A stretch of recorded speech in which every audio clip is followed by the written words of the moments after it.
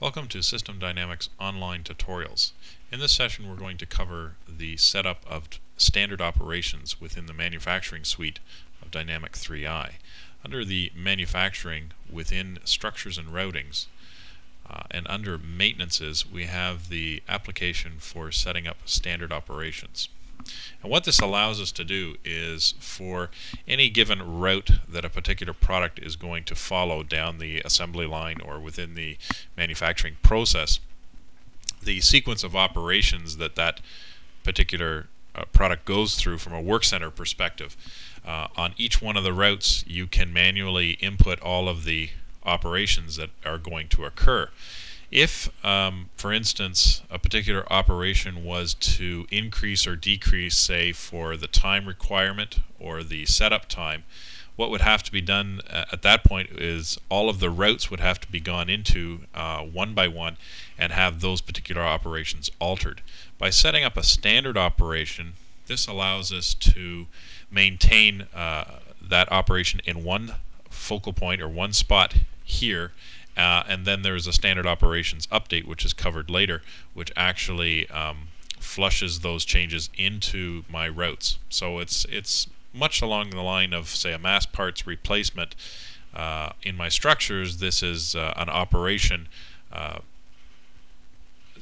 setup that allows me to set up one time and change those operations. So if I have any operations that change on a frequent basis, or even if I have a lot of routes that I do not want to spend time going down through, I can set up a standard operation for them.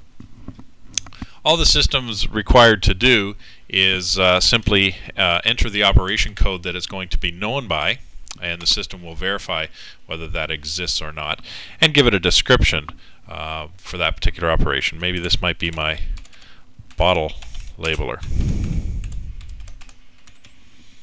And the work center that it's actually going to go through for that particular operation, I can use the list of values to show me all the valid work centers here.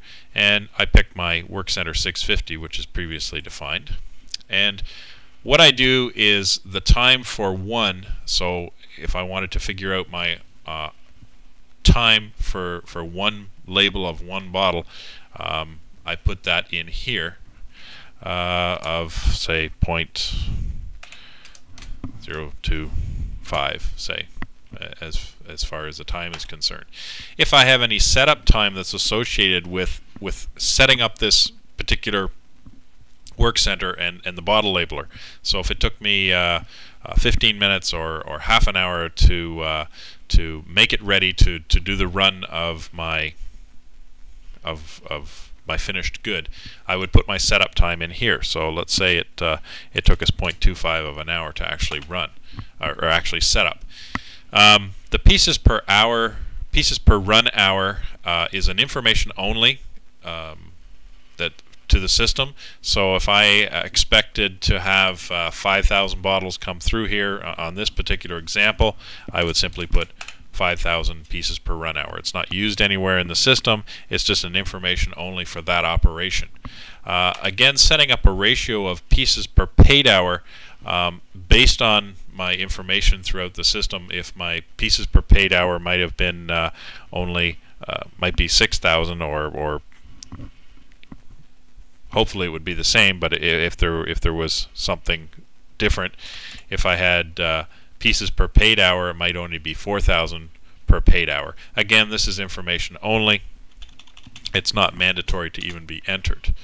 By simply saving this to the database, I now have a standard operation set up in the system of operation 30, and this can be seen when you're setting up an actual route. That operation 30 will be available for you to choose as an operation, or you can enter your own operation and at that point in time on the route. This again gives me the ability now to come in for operation 30, and if my setup time was to increase or decrease, simply maintain it here and then update it into all my routes where operation 30 exists. Concludes our standard operation setup.